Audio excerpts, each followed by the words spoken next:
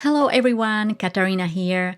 I'm continuing with my Christmas cards for this year with a second card. I really enjoyed painting the leaves in my previous video. It's perfect for practicing your brush strokes. I definitely need it since I haven't been painting for a while. And I also really like the other version of the card with the blue leaves. So I decided to paint blue leaves for today's card. More specifically, I painted a blue wreath with purple berries. This is very simple to paint. All you need for the painting are watercolor paints, brushes, and watercolor paper. The exact products and brands are up to you. For example, these are the products I used. That's what I had in my stash. To paint the wreath, you start with a circle. Originally, I was going to paint the edge of a cap and stamp it onto my cardstock, but I completely forgot and did what I typically do. I used a cap and draw the circle. I actually used the bottom of the cap to draw the circle because it's smaller and I needed more space on the sides as I wanted to paint bigger leaves than I normally do. I lightened the pencil line with an eraser and then I started painting. I mixed my blue paint with water. I painted 2 sets of leaves. The first layer I painted with lighter blue. For that, I added more water into the mixture. And the second layer I painted with a darker blue. So I started painting the leaves, nothing complicated. I first created an outline and then filled it in. My brush might have been a bit too big for the size of the leaves I painted, but I really like the pointy tip it has.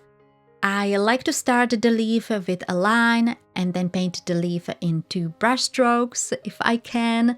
It's not a must. Here I did not do that because I think the brush was just too big for the size of the leaves and I could not maneuver it correctly. Yes, I'm overthinking it, but I just watch these watercolor artists on Instagram and they do it so easily with 2 strokes. And that's my goal, at least when I'm painting leaves. It's not a must, as I said.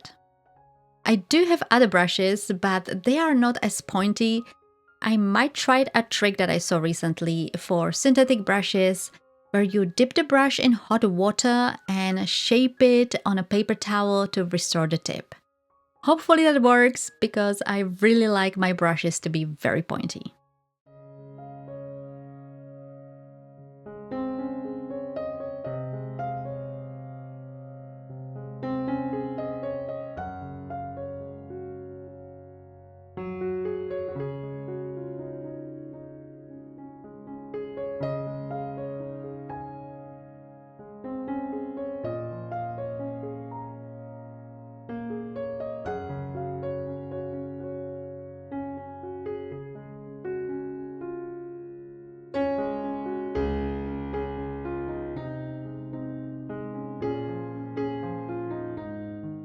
I finished the painting of the first set of leaves, and then I started with the darker leaves. I painted them in between the lighter leaves as long as I could, otherwise I just painted over the leaf below. And lastly, I finished the wreath by painting over the pencil line using the dark blue paint. If I stamped the circle as I originally planned, this is something I would not need to do. But it's not a big deal.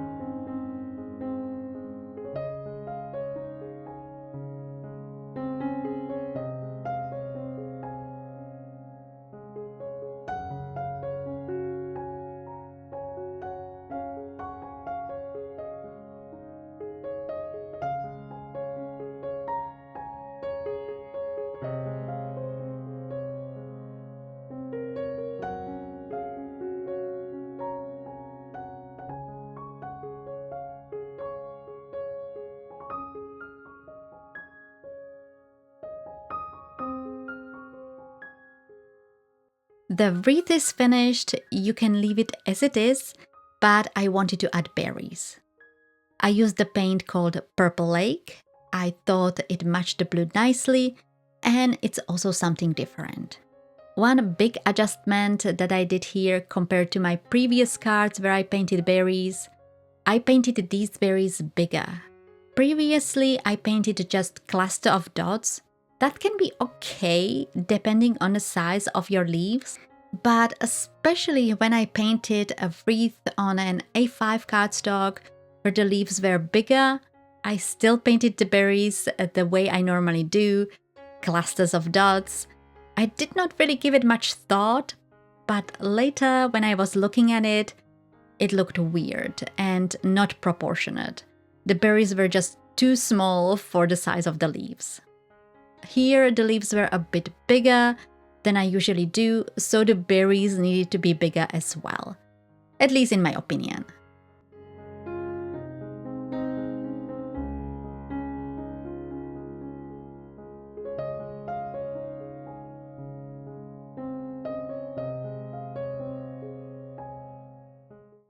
So the painting is finished.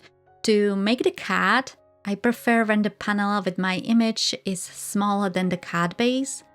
I either trim it on my paper trimmer, or like here, I die cut it with a stitched rectangular die. Next, I stamp the greeting using a black ink, but you can just write it with a pen. Again, I used a Swedish greeting saying God Jul. Recently, I bought a few Swedish sentiment stamps, but I didn't realize they are just the red rubber stamp without the sticky backing. You can get it separately, but until I do so, I need to improvise. What I do, I add a little bit of tacky glue on the back, let it dry a bit so it's sticky, and then I can use my stamping tool to stamp it. Next, I added splatter using gold paint, as well as the blue I used for the leaves. But this is completely optional, it's more about your preference. And of course, I painted the edges of the panel. When I use a stitched die, I only do this if I'm using a white card base, where the white of the panel with the image is different to the card base. Painting the edges helps to prevent the various shades of white from clashing with each other. Lastly, I added the watercolor panel on top of the card base using a liquid glue. To avoid any clumps, I use a brush to spread it out. And that's it, that's the card. Very simple and pretty quick to make.